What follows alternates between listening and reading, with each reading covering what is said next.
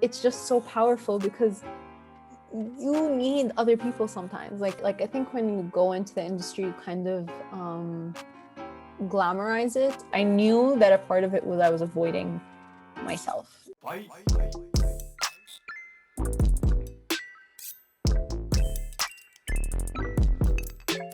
But I know there's people like me because holy shit, there has to be. And you get surprised, like you get humbled. I always used to think that I was the only Middle Eastern artsy girl who is tethered between my culture, because I kind of like, I don't drink, I don't really, like I follow a lot of my religion's ideologies, but at the same time I don't, because I'm like I also dress the way I want. My view on religion is very flexible. I don't necessarily have to be with someone from my religion. Like, so I was so shocked. I actually met someone who was from Iraq, who was Muslim, who was a film student. Like, it should have been a love connection, right? It was just, we were friends. Like, it was just like, what the fuck? Why do you exist? Like, it was just like a very like, huh? Like, it was just like, it humbled me because it made me realize, no fucking way am I the only one, you know? Mm-hmm. And even when you meet someone like that, it doesn't guarantee that you'll finally be happy, you know? So it's just about giving sometimes. I think when it comes to success, I don't think you feel it really. You don't really feel it. You're giving. You shouldn't be feeling it. That makes sense. Yeah, that does make sense. Yeah, so yeah. I don't even remember the question. Yeah. I don't either, honestly, but whatever it was, that is a fantastic answer because, yeah, I totally relate. Like, I'm Indian, and I remember being in middle school and finding your comics and Michelle, and being like, oh, I can do this? There's somebody else? Like, there's another, like, brown person? It's so cool. And then, yeah. Also, fun fact, I met Nicole because we ran into each other in LA. Like, that was amazing. Me and Gabby were hanging out at a coffee shop, and Nicole just came up to us and we're like, what? You want to know what I was doing? I was like drawing in my sketchbook to be like, I have to let them know I can draw. I have to be like, I'm one of you, and hopefully they'll glance at me. Oh, so girl. But I'm glad you came up to us. Cause like, yeah, you know, it's seriously insane. Like, honestly, you never realize how important it is to like see yourself, or like you're going through this journey of life alone, but then when somebody else says something, or you see someone else who's like you going through the same thing, it's a complete like paradigm shift. Exactly. Like because here's this thing. Oh my God, I love this one. I read this thing about how I think you can't run a certain amount of distance in under 5 minutes or something like that. I don't have the details at all. And this one guy was like, what? Fuck that. I'm gonna do it in way less. And he practiced and practiced and he got it on a perfect day. And then people were like, oh, well, maybe it was because the lighting and the air was at the perfect time. And he was like, no, fuck that. I'm gonna do it during a storm. And he did it. You know what I mean? And I think that's just so fucking amazing. Cool. Oh, and I think, I don't remember, there's this one, I think his name is Usman Bolt, like the fastest person. Usain Bolt? Yeah. Yes, the fastest man alive. He actually, like, his competitors are faster than people who have won in the past. Running against him made them faster. You know what I mean? Isn't that so mind-boggling? So I think we do need our perceptions. We're so limited by what we know. That's why I say, fuck it. Even if you failed 100 times, believe you can do it again, because the world is so much bigger. The world is literally so much bigger than you think.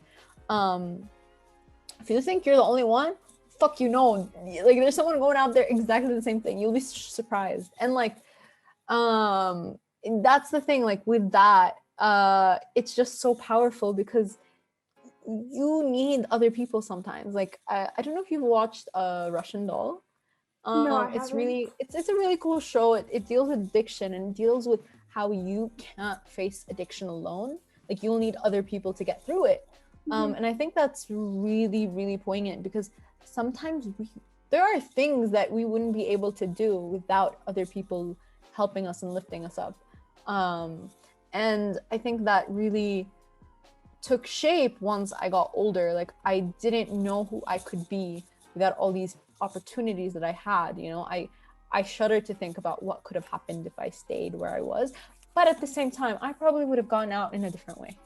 You know, Yeah, I had a sure. friend tell me, like, I was talking like, oh, I wouldn't have been able to do all the things that I did if it wasn't for Cal Arts or like whatever. And he kind of just went like, Noor, what do you mean? No, you would have found a different way. Like, what are you talking about? And I love that, because I think if you're really passionate about something, there is a way. It might be harder, it might take longer, and that may be unfair. It might be due to prejudices that are out of your control, like racism and poverty and stuff like that. But there's something different. And you know, when we kind of like, whatever there is on an individualistic level that we can do, we should strive to do and encourage people to do, as well as lifting up other people within our community that need help and our voices aren't heard. So yeah, like, it's really just really great when you find someone like you. It's just so soul bearing. Absolutely. I totally agree. What do you think helped you get out of your comfort zone? Like, in the depths of, you know, that fear that stops you from doing anything? Honestly, sometimes it's a bad thing happening to you. Like, I think life will keep going. Like, I remember, like, I recently made a comic about it. It was a really long one, but like, it was just something I did for myself. And it was talking about how, like, my coping mechanism for like when things are rough is to just go into my fantasy world. It's just to go into my head, go into reading fan fictions, doing whatever. And like, those things are good and they nurture me, but I knew that a part of it was I was avoiding myself. You know, I was avoiding my life. And I think the thing that got me out of it was simply just life kept going. When a happy thing came, I would cling to it. But when a bad thing would come, there was nothing, you know, I just, like, the ground fell underneath me. And I think it's important because, again, it lights up a fire up your ass. Like, I would ideally in the future like to work on trying to improve when things are good. Like, that's something that I personally still am working towards. And I mean, I still do it subconsciously, but I want to be more proactive on it, I guess. But I think when you reach a point where you're like, this, I can't live like this, you know, you kind of need to just be like, just think about all like, I think at times like that, survival is key, because you kind of think like, okay, how do I get myself out of this hole? Like, what, like, you're desperate, right? You're desperate. And when you're desperate, sometimes solutions come to you. And I mean, it's not the best way. I wouldn't recommend it for people, but like, that's what happened for me personally. I kind of went through a hard time in my personal life, and I just kind of reached a breaking point where I was like, you know what? I'm avoiding my life because of this. I'm avoiding my friends. I'm avoiding my art, and that stuff brings me happiness. So once I started, like we talked about, all those steps to get to that point where I can do it again, I found myself a lot happier, even though I'm still struggling with those things that are hard. It's a little bit easier because I have the things that are me outside of those factors that I can't control. Like, we're all living in this pandemic right now. Everyone's kind of going through a difficult time in their own way. And I think it's literally just about finding yourself a little, like, a corner of happiness amongst all of this shit. Because, like, you know, you're still alive, you know, time is still going. We can't exactly go out and, like I said, like, I can't exactly go and date right now. But I'm finding little adventures with, you know, watching shows that are really awesome and trying to study from them and trying to learn and just interacting through the new age that we have on social media and just making work for myself. Honestly, so much of the work that I do is personal and I don't share it, but it still makes me happy. Because then when the work I do share comes out, it's different, it's new, it's something else. Yeah. Do you feel those things that make you happy? Do you feel what am I trying to say? What draws you to them? Or what do they remind you of? Do they give you hope of something better? I think it's like kind of like, for example, like something that makes me happy is my dog, my baby, my angel, my little love. So I find ways to like play with her. Sometimes I give her little baby massages. I'll find like ways to like incorporate her into my life and just deepen my relationship with this little dog. But it's like things like that, I think is really, it's just, I think whatever you liked as a kid. I think if you explore your inner child, I love that concept because it really just brings out your primal urges, but also your primal loves, I guess. Like whatever you were drawn to as a child, you're probably still drawn to in a way. And by exploring those alleys, you find different things to love. Like I always loved cartoons, but I like kind of like what I said about watching Avatar: The Last Airbender. I wasn't into action. Like I would get bored. Honestly, I tried to watch it when I was in high school. Couldn't get through it. First few episodes. It's fine because I probably wouldn't have appreciated it as much as if I did now. The version of me that plays action video games and really enjoys looking at these kinds of things and storyboarding. So like, there's always going to be something for you. It's just about looking for it and just focusing on whatever it is you want to cultivate. Like my music taste is shit in a way, but like I say that in a loving way because I'll listen to whatever, just give me a genre and just I'll find something to like in it, you know? And that's for that. But with films, I'm pretentious. Like I'm a pretentious person when it comes to film, and like you can't make me sit through a shitty film because I get bored. But it's also fun to watch shitty films. You know what I mean? But like, so I think it's just letting yourself be yourself. Like it's literally just letting and acknowledging it. Like who cares? Again, like it's okay. Just pay attention to what you listen to. Like if you have a critical voice inside your head, don't listen to that voice. You know, just keep moving forward, and you will find better things for you. Yes. You talk about this fear of like disappointing others and stuff, and how that like affected your work and stopped you from doing things. Looking at your work now, I'm wondering, what was the journey like from the mindset change from going of, I better not disappoint people, I gotta make this nice so they don't hate me, to like how you said, doing stuff for yourself regardless of whether you fail or succeed? Yeah, I mean it's still a battle. Like I think the reason I had that mentality is like because you know I really struggle with like mentor figures or like people who are older than me looking at my work. That's the thing that always fucks me up because of personal experiences, you know? And like I think I still struggle with it in a way, like because I do censor myself sometimes. But I would say the best thing about that is it still creates a story, right?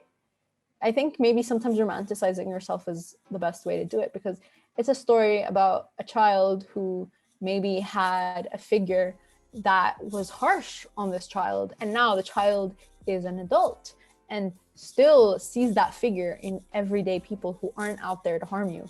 So I think when I romanticize it and create a story in it, I'm able to see what that hero would do in that situation. And what would the hero do? Of course, they would do it anyway. And I think let yourself disappoint people. Like I've disappointed people, and like there are people out there who I never got redemption from, you know?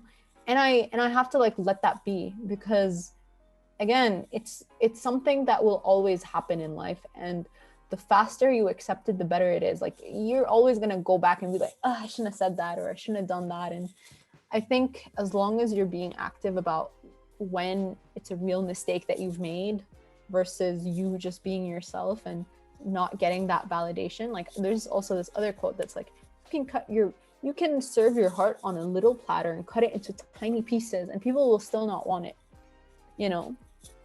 And I think that's really true. Like I think there will be people who will not like resonate with your work, and there will be people who you will disappoint because, you know, maybe for example, something I would struggle with in the past is like why I love my my agent is because I deal with like a lot of mental health issues, or like especially because I'm back home. So like she was very patient with me and like would understand that, whereas maybe I've had experiences in the past where people would not understand that. So I'm not going to blame those people for maybe ignorance or their own struggles. Maybe they didn't have the time, they didn't have the luxury of being patient with me for whatever reason. So I think it's just kind of like also empathizing with those people who you disappoint and understanding that it's not your fault necessarily. Because, this is something that I really love, which is like, most of the time, of course, there are very clear red flags in situations where there is someone in the wrong, but most of the times with conflict, no one's really wrong. Like sometimes you're gonna want to sit in the me and my sisters have this thing where none of us want to sit in the middle seat because it's very cramped. We all have a point. Like, it's cramped. Does one person deserve it than the other? No. It's like neither of us are wrong in that conflict, So it's kind of like just accepting, like, you're not a bad guy for wanting that, but at the same time, they're not a bad guy for wanting the opposite thing, It's kind of just like in those moments from day to day, you kind of just need to kind of go easier on yourself and others, and just fight for things that matter to you. Like, for example, like maybe me and my sisters will be arguing and they say something that I really don't like. They point out an insecurity. Then I'll speak up and be like, hey, you can't do that. This is a boundary for me. I think it's just literally about picking and choosing your battles and figuring out when it is that you need to stand up for yourself. And the same can be applied to like disappointing people. When is it that they're being like, okay, like y'all are being really fucking rude, get out of my life, versus we don't match, there's nothing I can do about it, live your life and I'll live mine. So I think it comes the same with disappointing people. Like, the level you're at, maybe they wanted more and you're not there yet. What can you do? You just be like, hey, I'm really sorry. Maybe one day I'll prove you wrong, or get that approval back or whatever, but who cares? Like, it's just, I'm gonna move on now. Put yourself first in those situations, because ultimately they're not gonna be thinking about it too much. They're gonna be reacting based off their own projections of reality. Like, I'm gonna have aunties in my culture, like, the very like typical, like, you have to be beautiful to be loved or whatever, and that's really fucked up. I don't ascribe to it at all. I don't need their approval at all. I think that's something I'm lucky with. But then when I meet people who I actually like in the art world or whatever, that I want their approval, that's when I struggle, because that's something I value as well. But again, I have to kind of put that same mentality of like, even if you like it, fuck you, it doesn't matter, I'm gonna move on. It's just about reminding yourself. There's literally no other way, because I think there's this really cool quote that's like, there's a very big difference between knowing and realizing. So you know in your head and you realize in your heart. So sometimes you'll know something, but it will take you years to realize it to be true. It's kind of like how logically you will know that you're not a failure if something doesn't blow up on the internet, or if you don't get picked for an award, or if you don't get the job, or like whatever, logically, but you feel it in your heart. Let yourself feel it in your heart and move on. That's the only thing you can do that will help you grow. That's such a kind and compassionate view to failure. I really like that. Yeah, thanks. And like, I mean, honestly, like, I'm not always thinking this way, like I have my other side that's very, very, very critical, but like, it's just about, getting through it, getting past it, and just, like there was a period in my life where the negative thoughts were so bad that I wrote down my worst insecurities, and then I made essays arguing against them, and I pulled it out whenever I was really struggling. I'd pull out my essays. So sometimes, doing something like that when you're feeling okay, that when you feel bad, you have something to hold on to, that could help. It's just about getting through life in the best way possible, and the easiest way possible. Yeah, you talk about how you mentioned finding that comfort in stories, and how you think about whenever you encounter a struggle, what would a hero do? What would the main character do in this situation? How does Do you feel like you live your life as a story, being someone who tells stories? That's a really good question. I think we all do. Like, I mean, even in psychology, like something I've learned, like, is that we all have stories revolved around things that happen to us. Like, I remember I was talking to a friend about like being bullied as a child, and she kind of pointed out they're children. You know, like for her, it was children bullying children, and that's normal. But for me, I felt it as if it was still happening to me to that day.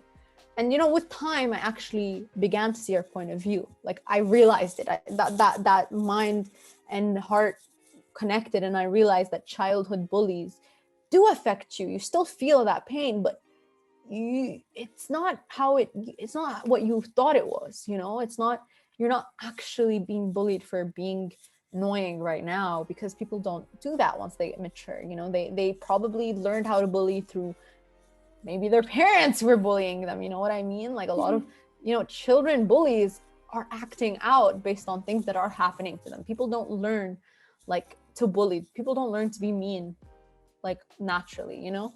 So it's interesting. So it's kind of like time and time again, I will get to a point where I feel low and I feel bad, but realizing over time through lessons, like it's gonna happen slowly. Like you're gonna realize those things slowly. It's not gonna happen all at once that you feel like you don't feel like that little kid anymore that's being bullied in a playground. It's gonna take time. So yeah. What do you think is a common myth that kids like me or animation aspiring animators and students have about the animation industry in terms of that fear? Well, that's, I guess you tell me, girl. I don't know. I think, trying to think. Or what were you scared of, like when you first started? Yeah, I think you kind of, what you see online, I think makes you think that you have to, like, you always, I think I was reading this thing, I was like, you see people's best work online, don't compare yourself to that, basically. Like, I think I wondered how, like, I would see how people do things without knowing how long it takes to get to that, you know? I think I remember I used to think that like making a beautiful character design comes from literally the second you sketch it out, you know? And once I realized like, no, that actually means you need references, you need some work behind that, you need to like ideas, you need thumbnails, all those things that come. I think you need to realize like the finished piece takes so much work behind it and so much steps along the way. It always starts ugly. And like I remember I had a teacher who would say, literally your first ideas are always the worst. So like keep making more ideas. Like, you know, like if you had 2 gag ideas, come up with 10 and then look through the list and see which ones you like. Like it's so much more than you think it is at a glance. So kind of just knowing that, I hope that makes you feel better. Like to your child self or whatever. Like for me as a younger kid, I think that would have made me feel better to know that when I see things on sketchbooks, so many are referenced, like so much is, that's kind of like things I mentioned. Like I didn't realize how much people used reference, and like when I'd see something on TV or whatever, I'd be like, oh, that's where they got it from. And that's good. They should do that. And so should you. Yeah, I think that's the answer to that. Yeah, that's very interesting. You grew up in Dubai, right? So I'm wondering, in terms of what you just said, going from, I imagine there's not many, especially like I didn't grow up with many like artist friends or people who did art. And then suddenly like being thrust into that environment where you're seeing other people's sketchbooks for the first time and like seeing the behind the scenes of all the things, like films and how they're made. How did that affect that view that you have of the final product versus the work? I think it normalized it. Like I think when you go into the industry, you kind of glamorize it, and you what's the word? You romanticize the people working behind it. Yeah, like you think they're so cool and so much better. I had so many embarrassing moments where I'd go up to artists, I like, oh my god, like, yeah, they're same. Really normal. It's fine. Like they like if they're nice, they'll appreciate it for the most part. But like it's kind of like understanding they're really regular people. Like, it's kind of like never meet your heroes, but like meet your heroes, you'll be surprised by how chill it is. Kind of addition with animation. I think that's really the thing that like blew my mind. Like, I'd meet someone who worked on like Kids Next Door, like one of my teachers, and I was like, oh my god, that literally that show shaped my life. What the fuck? It's like weird but also cool. I think it's you do really need to normalize it. I think romanticizing it and wanting fame and wanting to know all the coolest people, I think that's limiting. I think it's really limiting because there are so many cool things being done in every walk of life. You just have to like look for it, you know. And I think attaching names to projects and like trying to look for fame in art, I think that's something that, you know, when you're younger you kind of do, but ultimately it doesn't. You'd be surprised how many amazing artists there are that just don't post their work. Like, what about them? They're fucking amazing too. It surprises you. It really surprises you how much pure talent and hard work there is throughout the whole pipeline. And it just kind of, that's why I kind of told you, like, my ideal thing when I'm older is like me sitting in a house painting. Like, I think it's fame for fame itself is there's a quote with that, but it's like you're not gonna achieve it in the same way. And I think it really does come from like understanding what it is you want to create, like, you know, what it is you want to communicate with your audience. I think because like that's what we're all driven by when it comes to stories. It's emotion. So like all the glitz and the glamour, like think about what's his name, what are those movies, the Transformer films, who was it done by? I don't know. He's the one director everyone loves to make fun of. Yeah, with the action scenes and the cuts. Yeah. I'm looking him up. Okay. Michael Bay. Yeah. Yeah, like I mean, of course, there are still people who enjoy the fuck out of those movies. But like, all he does is do those cool shots, and nothing else makes sense. You know, like you can do that.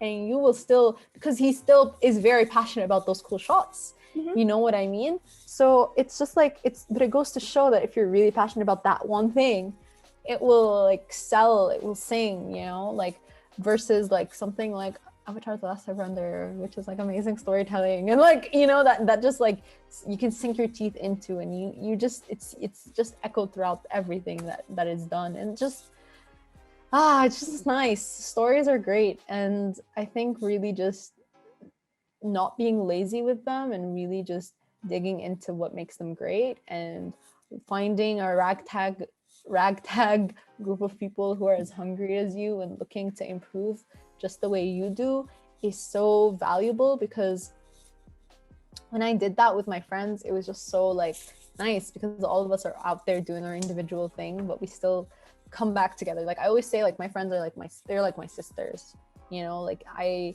see them as family. And I think that with that, you kind of, with your own families, you can create in your art communities. It's just so valuable, because you don't need to have success and fame. It will be like an after effect of all the passion and fun that you're having, you know? And yeah, that's kind of what I have to say about that. It's just something that, like, it literally is a side effect. Do you think you have like a really cool career, and you know, like going to Cal Arts and all the stuff that you worked on and done, if you didn't achieve that thing you were just talking about whether you do it or not, where would you find that same sense of fulfillment, or would it be the same? Does it matter? Like with art? Yeah, with art. Oh, I mean, I think I would still be journaling in my book, writing my feelings. Like, I think it comes from whatever brings you joy. I probably would still be doing fan art. Like, and I thought about it. Like, there are other things that I'm passionate about. I could have been a psychologist. I could have been like a teacher. Like, there are things that I think that we all have versions of ourselves that we we can explore, and it's really up to us which one we choose. How does that the psychology and the teacher thing, all those interests, how does that influence, or how did those feed into your art? Yeah, I mean, I think you can see the psychology part at least. Like I always talk about like mental health and stuff like that, and it does come in handy when I'm like developing worlds and stories. And like the teacher part, I think, is just mainly because I can like get along with kids a lot. So I see that part of myself, and like really like I have siblings, like many siblings, like I'm one of 4. So like it's really hard when you see someone struggling and you can't help them. But when you can help them, it's so rewarding. So I think I try to talk to whoever is willing to listen and try to like help them with what I know. And I mean, there's also the risk with that, which is I don't know if what I know is right. So it's a give and take. And yeah, I think it's very valuable to have just kind of other interests that you put into your art. What is something that you thought was scary, but you were able to overcome? Oh, I mean, I can tell you a quick story. Like, literally, I mean, do you want something art related or non-art related? Anything, whatever you feel. Okay. When I was telling my parents I wanted to do animation was a hard one. Like I remember I had a math teacher. His name was Mr. Saab. He would teach math and like didn't teach math. He would just give us life advice. So I loved his class because I hated math, but I loved him. So like I'd have fun. And he told this story about if my daughter ever came to me and told me she wants to do music, I would laugh in her face and tell her to go upstairs. But if I heard her play on the piano every day, working on it, and I'd hear the beautiful melody, I'd tell her to go do it. So that taught me to do. And then by doing, you'll get what you want. So my parents, they didn't want me to do art. I remember when I told them, they were like, what about computing and then maybe a minor in art? Noor, what about computer? And then maybe you can do something with video gaming. Like, no way, I don't want my daughter to be an artist. You won't make money. All that like classic stuff, especially like Middle Eastern family. It's a joke. Doctor or engineer or get out of my face. I'm sure it's the same with all like Asian communities. And it's and like so what I did was I just kept doing it, and like I kept pushing and I kept drawing and my parents were encouraging and loving about that. So like over time they were convinced.